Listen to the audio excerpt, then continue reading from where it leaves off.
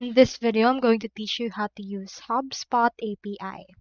So to do that, you first need to head over right here into your HubSpot and go over to the settings or integration tab.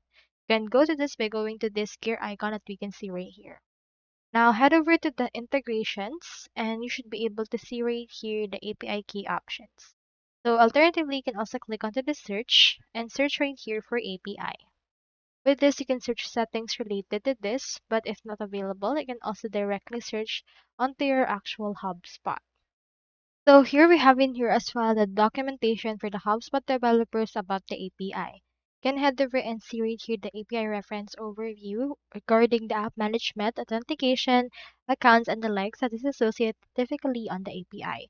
You just need to choose which one you want. For example, authentication. It has different API options for that.